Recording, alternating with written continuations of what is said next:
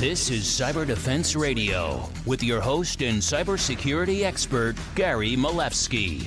Gary brings to you another globally recognized cybersecurity executive in the hot seat today. Today I have a very special guest sitting in my hot seat. We're going to talk about one of my favorite subjects, and the CISOs are telling me this every day. Jim DeHaven is the Chief Revenue Officer of Jericho Security, found online at jerichosecurity.com. Phishing, smishing, phishing. Jim, help. What do we do? Yeah, and we need help. We need help. In fact, I was having a chat with my CEO, at Stage One, and he has 84 breaches against his name. I have 26 against my name. And they're all the same big companies that we've heard from before, is all the way down to little companies. So yeah, we all need help. Now, you have a vision to empower security organizations with AI red teaming and AI blue teaming. What does that mean? Well, I mean, if you look at the state of kind of security awareness training as it sits today, and simulations, not to mention the email security piece of it, it's largely based on what I'll call an older approach, an older model that's kind of templates and broad content libraries. So it's kind of a one-size-fits-all approach. And when you look at it, you go, well, that's not how the threat actors are attacking us today. So we had an opportunity to build something that leverages a red team and a blue team, large language model, that starts to consume information that's out there on the web, dark web data, social media, the contemporary threats that your organization is up against today, and use the red team model to go out there and personalize the attacks against you as an individual within your organization. You bring in risk scoring and you look at this individual and you start to consume information about the individual, both from Active Directory or other sources, and say, well, they're different than the person that sits next to them. Let's treat them and let's start to deliver the same tactics, threats, and techniques that the threat actors are using against you, so you can use them to protect and defend the organization. The blue team side of it is to learn exactly what those threats are, and then at a point in time, educate the individuals who are susceptible to these simulated attacks, using the exact email, and then teaching them through highlighting that email on where the areas that they should have noticed to reinforce that education. So red team out there, large language model attacking you autonomously, dynamically, spear phishing you, and the blue team model out there educating and reinforcing those education points and reinforcing the knowledge you need to be more savvy on defending yourself against phishing attacks. That is amazing. So if Alice in the finance department has MFA fatigue and you smish her on the phone, and she's victimized, like what does, that's an AI red team attack. What does the AI blue team tell her on the phone or in an email or in the network? Yeah, and so what we'll do is in terms of the smishing aspect of it, it's going to come in there. It's going to give them an audio. If it's vishing on the smishing front, it'll come back and say these are the types of auto enrollment into training, because it's difficult to do over a text. So the best option there is to put them into auto-populate them into a training regimen within the LMS to say, hey, this is what you did, this is why it was wrong, and this is what you need to look for in the future. And then you can turn around and say, hey, I'd like that to be completed within a week, or I'd like that to be completed within 24 hours. So it does close loop it. Each of the channels, whether it's phishing or smishing or vishing, will have its different type of reinforcement and closed looping on that. In a smishing sense, it tends to come bring you back to the LMS and a training program and get you, what's the word I'm looking for, enrolled in the appropriate training specific to what you just failed. So dynamic and autonomous training specific for each user in the company. That is brilliant. That is really next gen of what's solving a big problem. Ransomware, I hear all the time, ransomware. How do we stop ransomware when I think 97% of employees can't identify sophisticated phishing emails? Well, yeah, this is a really interesting point because I think if you look at the industry as a whole, you look at the solutions as a whole, they've kind of taken an approach of if we're going to treat somebody and train them on BEC or business email compromise, and we're going to broadly train them on credential phishing, which is generally the source of which somebody comes in to ransomware. They need to figure out a way to get into an organization. The problem is we're all different, and we seem to separate out the corporate world from the private world. But that's not what threat actors are doing. Threat actors know Jim DeHaven has a LinkedIn account. Jim DeHaven has a variety of social media accounts. And oh, look at dark web data. I can go buy a lot of information on Jim DeHaven. I know his email address, his phone number, his social security number, his driver's license number, his home, yeah, as I said, his home address.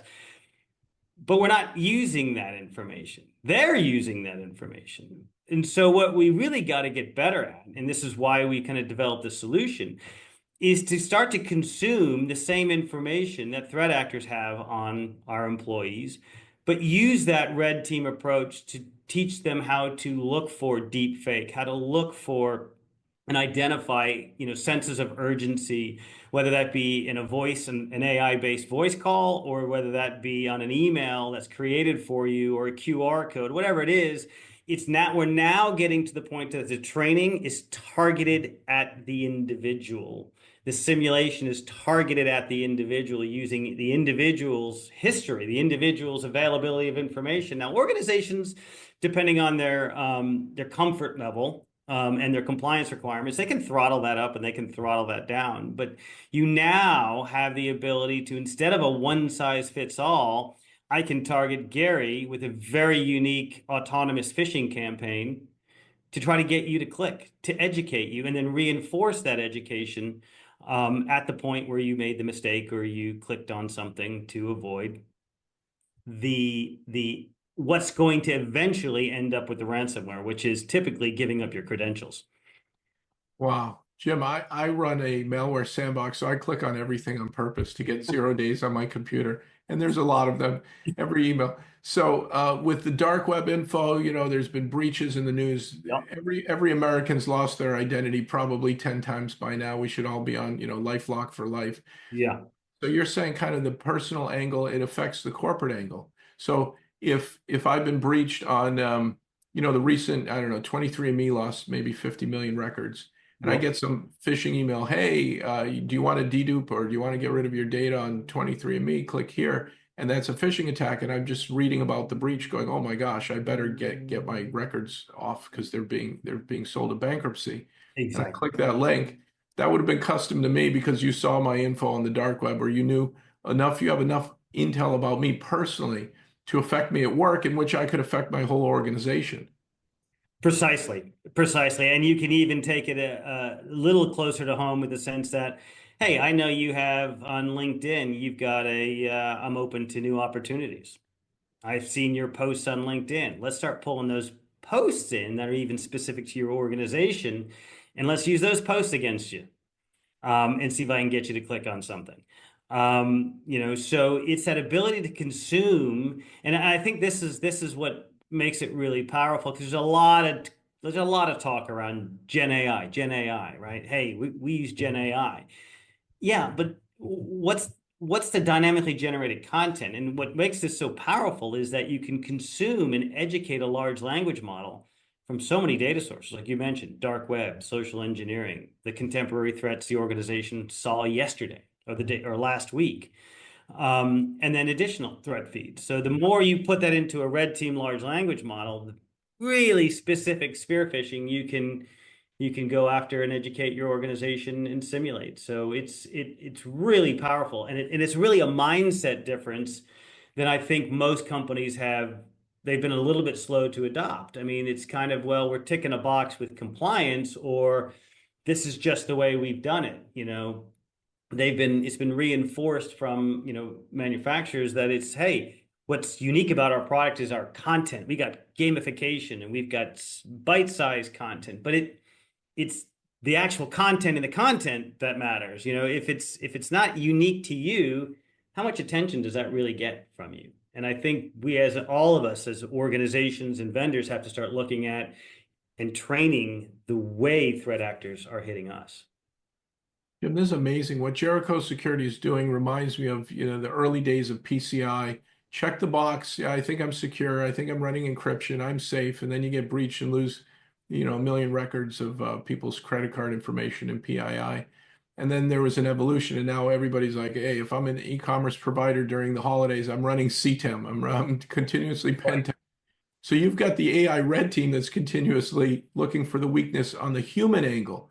Do you have psychiatrists, psychologists? I mean, how do you figure this out? That's what we like to call our red team model. It's just trying to breach you. It's just learning about you and using the same techniques that are out there today. So the psychologist piece of it, we don't, in all fairness. But what we found, which has kind of really proven out this approach, is if we go behind kind of a traditional approach in security awareness training, well, by that I mean the templates and the kind of large content libraries. When we run these types of simulations, we typically see a efficacy drop of the training. In other words, a higher click rate of an increase of about 16%. So clearly, they're not being educated in the types of threats that they're actually getting hit with today. Because if you drop 16%, that's a healthy drop. Now, once you get them through a training program and aware of the different techniques and approaches that are being used and the threats, we've then seen a follow-on improvement, about 28% efficacy around this. So it may not have the psychologist, but I think we're on the right track, and there's always opportunities to continue this, evolving the technology and innovating. We have one customer today that, not a customer, excuse me, a client that we're talking to today that designed an automated voice phishing simulation to really try to penetrate, their contact center, to penetrate their organization, to really understand, can we get them with a sense of urgency, babies crying in the background, automated, right? Or AI generated, or a contact center sound in the background, or dogs barking in the background, create that urgency to get somebody just to get you off the phone, to give you the information to get off the phone. How do you do that with an email simulation? You can't. You got to use the same techniques, threats, and tactics that threat actors are using against us. We've got to use that today to educate, train, and defend. And I think this is the only way you can do it. That's amazing. So Gen AI is being weaponized by the bad guys, and you're weaponizing AI for the good guys. You're empowering the good guys. Exactly. So that's why I say we'll empower you with the same tactics, threats, and techniques to defend and protect that they're using to automate their attacks against you at a speed and iterations that you just can't keep up with if you're solely relying on indicators of compromise as kind of the more legacy or traditional vendors do today. That's great. And Jim, do you have a dashboard for CISOs, and are you integrating with SIEM SOAR, or do you output reports for compliance? Yeah, absolutely. You can't be in a silo. You can't be a point product these days. So providing dashboards at the various levels within an organization, from the board on down, providing dashboards and looking and integrating, risk scoring around departments or people that should then inform your education, inform your simulation program. So dashboards are critical. The ability to generate custom content for an organization's unique situation, in 3 days in an SLA is also part of what we do, because we don't presume to have all the perfect content, but a customer has a unique environment. They have a unique threat, a unique PR that went out. Let's create a simulation against the organization using their own press that just gives a level of dynamic delivery that you just can't do in the old model. It's amazing. Now, are there organizations too small to work with Jericho? Like, what's the sweet spot? I don't think so at all. In fact, the offering, because it's autonomous, right? I can literally go set up a year's worth of simulations and training in about an hour and just let it run. So the ability to reduce the footprint, reduce the manpower required to operate security awareness training, and to keep iterating at the speed we can iterate, nobody else can talk about this. So what I really find about this is just that whole next gen approach that's really learning from what we saw in the market and then just really trying to change, the process, the procedure, the thinking, the approach, and therefore to improve the efficacy of our training. Just the SOC teams are seeing it. The training's becoming less and less effective because the dynamic nature of the threat actors. So small to large organizations should be using Jericho Security right away. Point, click, get up and running quickly. Dashboard integration with the kind of the ecosphere of cybersecurity for the CISOs and their InfoSec team. The AI sounds amazing. Red team AI, blue team AI. Do you have like a button that shows up in my email to help my users to say, Yeah, I think? yeah, absolutely. So you have the Jericho button, but a lot of people have their existing buttons that are in place, so integrating with an existing button, using our button, being in a Gmail environment versus an O365 environment, those are kind of table stakes. You have to be in those places. That's great. But there is a point that I was going to bring back to you on the small SMB. We're actually even about to release a self-service model for small organizations. They can log in. They need to buy it on a credit card. They can just literally go in there and self-service, enable it, and run it against their organization. So the whole point of it is I don't care how small or how large, you have to get serious around security awareness training. Absolutely. 85% of GDP comes from SMBs, and they are the soft underbelly and the targets, soft targets, easy targets. And the fact that, you're doing what the bad guys do with Gen AI. They're using their dark web sources. They're figuring things out, and they're pinpointing people with spear phishing, and they're not just getting lucky. They're making a lot of money. And you're going to stop a lot of ransomware exploits and a lot of lateral movement attacks where they get in and they get some important person's password and work their way across the environment. It's just amazing what you do. You are light years ahead of competition. So I'm excited to see where Jericho Security goes. Is there anything we haven't covered that you'd like to share with our viewers and listeners? I think it was great conversation. I really appreciate the time and the opportunity. So thank you very much. Well, next gen cybersecurity training, you heard it from Jim DeHaven, Chief Revenue Officer of a cool company, very cool company. Go to Jericho Security, get training, get one AI engine doing one thing and the blue team doing the other. It's just amazing the way you built your business. And you're really helping anybody of any size. Folks, get them today, jerichosecurity.com. You've been listening to Cyber Defense Radio. Stay tuned next time for another amazing and informative episode. CyberDefenseRadio.com is proudly part of the Cyber Defense Media Group, where InfoSec knowledge is power. Cyber Defense TV and Cyber Defense Radio have launched 24/7 by 365 live streams. Visit them online today at cyberdefense.tv and cyberdefense.radio with your host and globally recognized cybersecurity expert and my good friend, Gary Milewski.